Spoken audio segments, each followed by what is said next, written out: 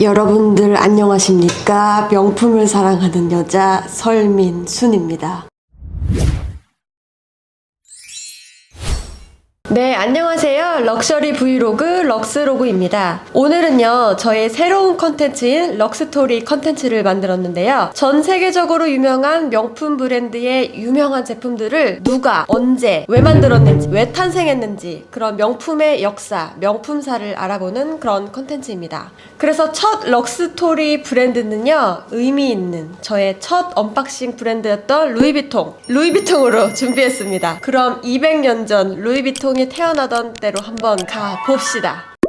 1821년 8월 4일 프랑스의 산맥 안쉐라는 작은 마을에서 루이비통이 태어납니다. 루이비통의 아빠는 이렇게 대대로 목공일을 하는 가구장이셨기 때문에 루이비통은 어렸을 때부터 나무랑 놀았어요. 자연스럽게 나무 다루는 법을 이렇게 배우면서 크게 됩니다. 그러다가 루이비통이 14살 때 아버지가 새어머니랑 결혼을 하게 되면서 루이비통이 이제 집을 뛰쳐나오고 파리로 떠나야겠다고 결심을 하게 되는데 돈이 없어서 바로는 못 가고 여러 가지 잡일들을 하면서 돈을 모아가지고 파리에 도착을 하게 돼요. 그래서 16살의 루이비통은 자신이 이제 어떤 일을 할까 고민을 하다가 어렸을 때부터 아빠에게 배운 기술, 나무 만드는 기술로 여행용 가방을 만드는 일을 하고 싶어 했어요. 파리에 있는 조금 유명한 가방 제조 일을 구하게 되고 일을 시작할 수가 있었어요. 당시에 파리에서 가방 제조로 굉장히 유명했던 무슈 마레샬 씨에게 가방 만드는 법이랑 가방 싸는 기술을 배우게 됩니다. 그때는요, 가방을 이렇게 싸는 패커라는 직업이 따로 있었어요. 굉장히 섬세했던 루이비통은 짐을 되게 잘 꾸린다는 패커라는 소문이 나게 됐어요. 그러다가 프랑스 황제 나폴레옹 3세가 결혼식을 올리고 난 뒤에 그의 아내 외제니 황후가 루이비통이 패커를 잘한다는 소문을 듣고 일을 한번 맡겨봤어요. 딱 마음에 쏙 들게 가방을 잘 싸다 보니까 그 여왕님의 전담 패커가 되게 됩니다. 주변에도 그게 알려졌어요. 그 당시에는 막 저 왕이 하는 건 나도 해야 돼. 그러니까 요럴 때여가지고 많은 사모님들이 루이비통을 찾게 돼요. 그러면서 점점 주목을 받다가 돈을 많이 벌었습니다, 그때. 그러다가 1854년 루이비통이 33살, 삼땡, 저랑 동갑이네요. 그때 드디어 자신의 이름을 건 가게를 열게 됩니다. 그렇게 가게를 오픈하고 나서요, 그냥 평타 이렇게 잘 치고 있다가 4년 뒤쯤에 루이비통이 대박 아이템 하나를 만들게 됩니다. 그 당시에 자본주의가 성장하면서 동시에 휴양 문화도 같이 발전을 했는데요. 기차를 타고 여행을 가는 사람들이 이렇게 늘어났어요. 그 당시 여행 가방이라고는 무겁고 둥근 모양의 가방들밖에 없었기 때문에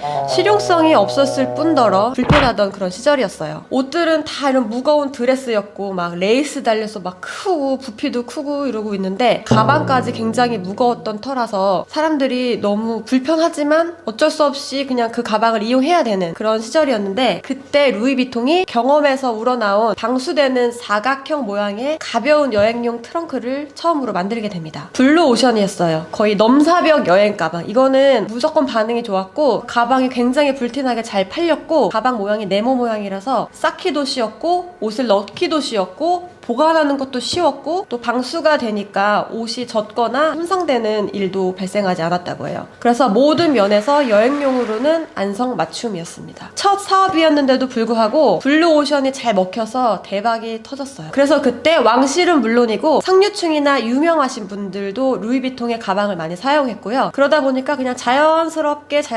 널리 알려지게 됐습니다. 그렇게 첫 사각형 트렁크인 그레이 트리아논 캔버스가 대성공을 하면서 창업을 시작한 지 5년 만에 파리 노른자 지역에다가 가방을 만드는 공방으로 사업을 확장을 하게 됩니다. 근데 그 대박 아이템이요, 처음엔 반응이 너무 좋았는데 그렇게 인기가 많다 보니까 여기저기서 짝퉁을 만들기 시작한 거예요. 그래서 얘도 만들고 쟤도 만들고 에브리바디 다 만들기 시작하면서 누구나 다 만드는 거 말고 우리만의 패턴이나 우리만의 뭔가를 만들어 보자. 그래서 그때 만든 게 다미의 패턴 캔버스였어요. 100년이 지난 지금까지도 사랑을 받고 있죠. 그러다가 아쉽게도 몇 년 뒤에 루이비통은 다미엘을 남기고 하늘로 가셨습니다. 그 다음에는 루이비통 2세가 조르주 비통이 사업을 이어받게 되는데, 이 역시도 16살 때부터 아버지한테 일을 배우면서 같이 컸기 때문에 실력이 있는 인재였습니다. 하늘에서 떨어진 이런 낙하산이나 이런 거 아니었고 굉장히 어렸을 때부터 차근차근 스텝 바이 스텝으로 준비를 했던 그런 아들이었습니다. 조르주 비통은 루이비통이라는 브랜드를 좀 더 유명하게 만드는 그런 역할을 했는데요. 또 그분들은 분들이 찾아옵니다. 짝퉁러. 또 너도 나도 쟤도 얘도 나도 앞집도 걔 옆집도 다 따라서 만들기 시작해요. 그래서 조르주 비통이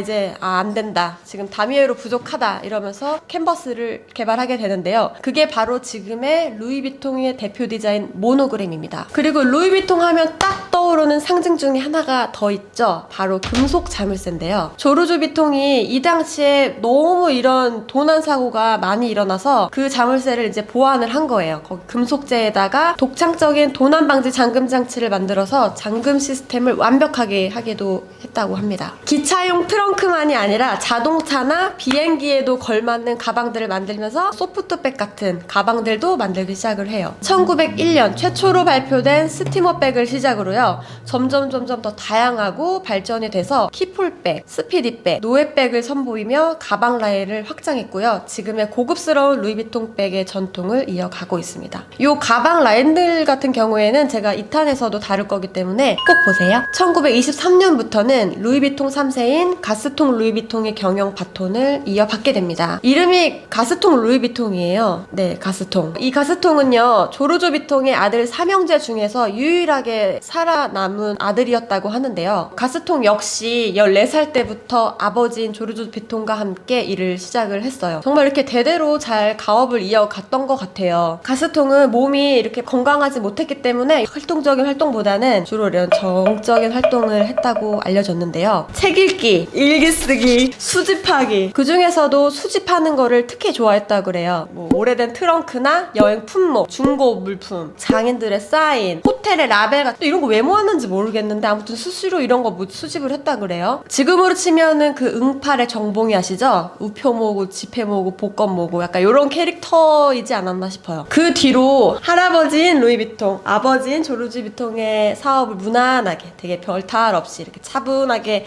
경영을 하다가 2차 대전이 끝나고는 여행 수단이 이제 기차에서 자동차나 비행기로 바뀌었다 그래요. 그래서 이제 좀 더 부담스러운 큰 트렁크보다는 좀 작고 실용적인 그런 가방 개발에 집중을 했다고 합니다. 1977년부터는 가스통의 이제 딸들의 남편, 사위들이 받아서 경영을 했는데요. 이때부터 조금씩 하락세가 됐던 것 같아요. 그래서 1984년부터는 가족 경영, 더 이상은 이런 가족 경영은 하지 않고 회사를 공개를 하고 미국과 파리의 주식을 상장을 했는데 요때 요게 조금 잘 안 됐어요. 자금적으로 조금 힘들 때 1987년 주류 제조업체인 모에샹똥이랑 헤네시 이 두 주류 제조업체의 대거들이 합병을 하면서 루이비통에게 함께 하자고 손을 내밀어요. 이렇게 총 이렇게 세 팀이 합쳐져서 LVMH를 설립하게 되는데 이 기업은요 지금의 완전 탑급 명품들 있죠. 그 기업들이 60개 이상이 포함이 되어 있는 정말 완전 초대박 기업입니다. 그렇게 해서 이때 루이비통이 본격적으로 확 성장을 했다고 해요. 그리고 나서 이 사위들이 더 이상 이제 가족 경영이 아니라 인재 발굴을 통해서 디자이너를 뽑아옵니다. 여기저기서 잘하는 사람들 싹 다 뽑아와요. 그 중에 한 명이 마크 제이콥스였어요. 아시죠? 이거 이름 들으면 딱 아시죠? 네, 그분이 맞습니다. 1997년부터 2013년까지 정말 대단한 활약을 해주셔가지고 많은 제품들을 출시했고 굉장히 히트했어요. 정말. 마크 제이콥스는 의류나 이런 것들에 좀 더 비중을 두었어요. 루이비통의 젊은 감각을 심폐소생하셨다. 그러다가 2013년을 끝으로 본인 사업 하시겠다고 이제 떠나셨어요. 네, 잘 됐죠? 이분 사업? 지금도 사랑받고 계시죠? 네, 현재는요 니콜라 제스키에르라는 디자이너가 합류했고요. 프롬 발렌시아가 아시죠? 발렌시아가 신발 유명한데 모터백 디자인 하셨던 분입니다. 그분이 지금은 루이비통에서 계세요.